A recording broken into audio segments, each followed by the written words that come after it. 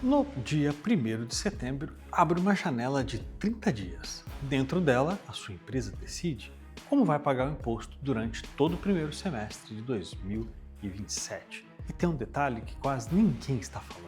A informação mais importante para tomar essa decisão só vai ser publicada depois que o prazo fechar. Em setembro, a empresa do Simples Nacional escolhe entre dois caminhos. No primeiro, os dois novos tributos continuam dentro da guia única. No segundo, eles saem da guia e passam a ser apurados pelo regime regular com débito, crédito e conciliação. Se você não fizer nada, eles continuam dentro da guia. Parece a escolha mais confortável. Em muitos casos é. Em outros, é a mais cara. E o custo não aparece na guia, aparece no preço do cliente e no saldo bancário. Se você é sócio, dono, gestor financeiro ou gestor comercial de uma empresa no Simples Nacional, esse vídeo é a pauta de reunião que você precisa fazer antes de setembro. Eu sou Paulo de Tarso, contador e CEO do grupo Readapt, 33 anos de contabilidade, especialista em lucro real e em gestão financeira para empresas que querem usar a lei a seu favor. Aqui eu vou te mostrar as 3 contas que precisam entrar nessa decisão e uma quarta pergunta que quase ninguém está fazendo em setembro.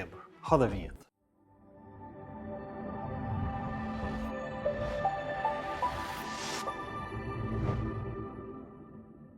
Vamos direto ao ponto.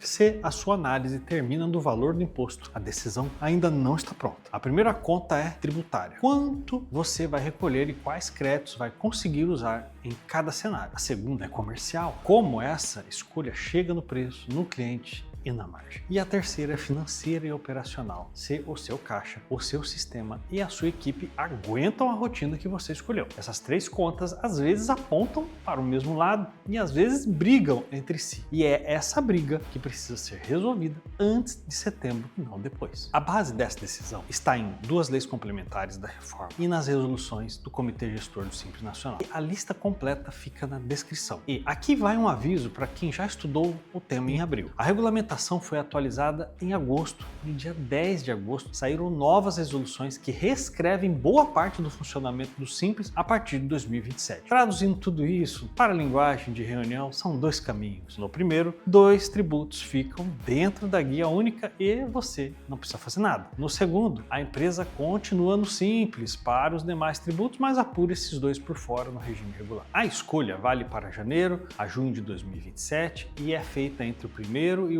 o último dia de setembro. Quem optar pode cancelar até 30 de novembro. E agora preste atenção em uma regra que quase todo mundo entende errado. Uma vez feita a opção, ela não vence. Se você não renunciar nos prazos seguintes, ela continua valendo automaticamente. Não é uma escolha que se renova a cada semestre, é uma escolha que se mantém até você desfazer. Quem não optar em setembro tem uma janela em abril do ano que vem, com efeito para o segundo semestre. É uma delimitação importante. Essas regras aqui elas não valem para o microempreendedor individual. A opção do MEI continua sendo em janeiro. A lei oferece caminhos. Ela não diz que um deles é melhor para todas as empresas. Isso depende da sua operação. Existe uma novidade de 18 de agosto que muda a leitura desse prazo. A Receita Federal sinalizou que o prazo de arrependimento pode ser esticado se a alíquota da nova contribuição demorar a ser definida. E por que isso está em discussão? Porque o Senado tem até 15 de dezembro para fixar a alíquota de referência que vai valer em 2027, ou seja, 15 dias depois do fim do prazo do arrependimento. Você decide em setembro, pode se arrepender em novembro e o número mais importante só aparece em dezembro. Agora repare no que pode mudar e no que não pode. O que o fisco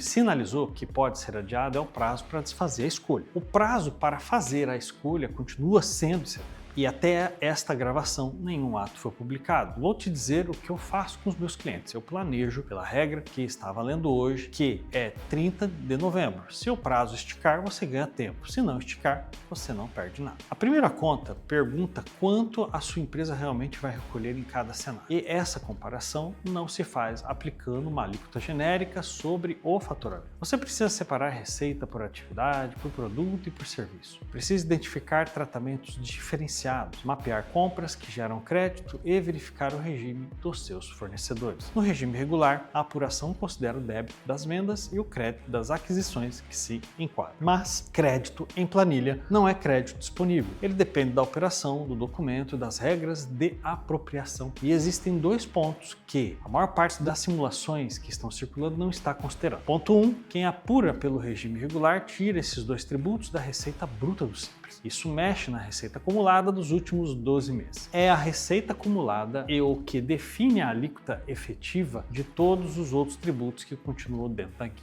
Não é um detalhe, é uma peça do cálculo. Ponto 2. O estoque. O Comitê Gestor Nacional está estudando um ato para garantir crédito sobre o estoque existente na virada de 2027 e esse crédito apareceria apenas para quem optar pelo regime regular. Repare na assimetria. Isso não é uma troca, é um valor que existe só de um lado da decisão. Se a sua empresa carrega estoque relevante, isso pode pesar mais do que a diferença da alíquota do mês. Duas ressalvas e eles são importantes. Esse ato ainda não existe, está em estudo e não é multiplicar o estoque por um percentual. O aproveitamento depende do regime anterior, do tipo do produto e principalmente do estoque estar identificado e documentado. Independentemente do que o comitê decidir, eu digo uma coisa: o inventário de 31 de dezembro deixou de ser rotina de almoxarifado. Trate ele como documento fiscal e fecha a primeira conta somando o custo de administrar a escolha do sistema do cadastro. Conferência, apoio técnico, a menor alíquota nominal não garante menor custo tributário real. Vamos fazer diferente nesse bloco? Em vez de eu te explicar a conta comercial, imagina a cena. 2027, seu cliente é uma indústria, ele está duas propostas na mesa, a sua e a do seu concorrente. Mesmo produto, mesmo prazo, mesmo preço. E ele te faz uma pergunta que hoje ele não te faz. Quanto de crédito eu consigo aproveitar comprando de você? Essa pergunta vai virar rotina no mercado empresarial, porque quando a empresa ficar no Simples tradicional, o crédito que ela transfere ao cliente é o percentual embutido no próprio anexo do regime. Quando ela apura regime regular, a lógica de crédito é a mesma das empresas de lucro real e lucro presumido. São dois números diferentes chegando na planilha do comprador. Agora, inverte a cena. Se a sua empresa vende para consumidor final, essa pergunta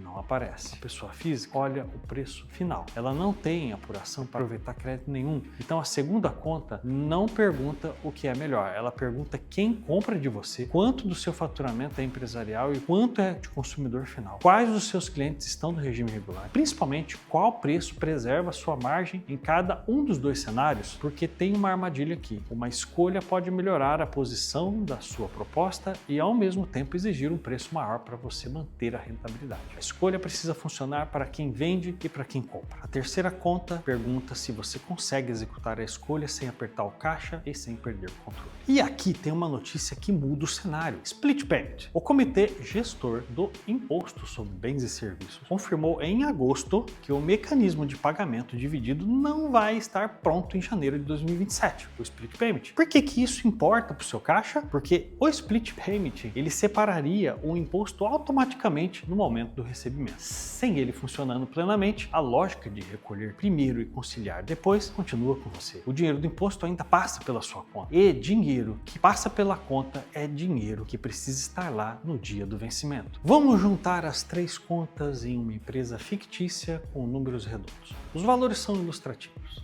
São previsão para nenhuma empresa real. O que importa aqui é a lógica. Imagina a empresa Horizonte, uma distribuidora que fatura R$600 mil por mês. 70% das vendas vão para clientes empresariais, 30% para o consumidor final. Volume relevante para compras, margem apertada e antecipação de recebíveis em alguns meses para reforçar o caixa. No relatório tributário, a simulação indica que o regime regular reduziria o valor líquido mensal dos dois tributos em R$4 mil. Depois dos créditos estimados, parece que a discussão acabou aqui. Não acabou. No relatório comercial, a equipe identifica que os principais clientes empresariais valorizam uma estrutura de crédito diferente. Isso ajuda a defender o contrato e a sustentar preço. Só que parte das vendas acontece em canais de margem muito baixa. Se o custo da nova rotina precisa ser repassado ao preço, a vantagem comercial encolhe. No relatório financeiro aparece o que não estava na primeira planilha. A Horizonte precisa investir no sistema, integrar faturamento e contabilidade e manter uma conferência mensal. Suponha R$3.000 por mês e de custo adicional uma reserva de R$15.000 durante a adaptação. De novo, números fictícios usados para explicar a lógica. Então a economia aparente de R$4.000 já não pode ser lida sozinha. Parte dela é consumida pelo custo operacional e a empresa ainda precisa financiar a reserva. A conclusão não é abandonar o regime regular, a conclusão pode ser preparar a estrutura antes de exercer a opção. Agora imagina outra empresa do mesmo setor, 90% das vendas para o consumidor final, poucas aquisições que geram crédito, estrutura administrativa enxuta. Para essa segunda empresa, manter 2 tributos dentro do Simples pode ter mais valor econômico do que uma simulação genérica de mercado que recomende o contrário. E é por isso que o setor ajuda a formular a pergunta, mas não escolhe o regime da sua empresa. Agora, eu quero fazer uma pergunta que vem antes dessas 3. Setembro não decide só como você paga os 2 tributos. Setembro é o mês em que o seu regime tributário inteiro entra em revisão. Por quê? No modelo que começa a valer em 2027, quem apura pelo regime regular aproveita crédito sobre praticamente toda a estrutura da opção. Aluguel, energia, frete, software, serviço contratado e insumo. Isso é muito mais amplo do que o crédito que existe hoje. Quem está no Simples tradicional não aproveita esse crédito. Então a matemática muda para um tipo específico de empresa a quem tem muito custo operacional e vende para outras empresas. Indústria, transportadora, distribuidora, empresa de tecnologia com infraestrutura, clínica com equipamento e equipe. Eu vou falar uma coisa que a lei não diz. Quem diz sou eu e eu que venho vendo na prática. Uma parte relevante das empresas que hoje estão no Simples por hábito vai descobrir ao longo de 2027 que o regime deixou de corresponder ao modelo de negócio delas. Eu não estou dizendo que sair do Simples é melhor. Não é uma recomendação geral e não existe resposta única. Eu estou dizendo que virou uma pergunta legítima e que ela tem prazo. E tem uma segunda data que quase ninguém está olhando. Segundo a Receita Federal, quem quiser sair do Simples Nacional com efeito a partir de 1º de janeiro de 2027 precisa comunicar essa saída até o último dia deste ano. Então, a sua agenda real é essa. Setembro, para decidir o imposto por dentro ou por fora da guia. Dezembro, para decidir se o regime ainda é o certo. E as duas decisões usam exatamente a mesma simulação. Se você vai montar a conta, monte uma vez só e responda as 2 perguntas. Falta um cuidado antes de eu fechar qualquer simulação. Não olhe só para o faturamento total. 2 produtos podem gerar a mesma receita e deixar margens completamente diferentes. Um canal pode vender muito, quase não contribuir para o resultado. Imagina uma empresa que vende no atacado, em loja própria por marketplace. No atacado, o cliente empresarial analisa o crédito. Na loja própria,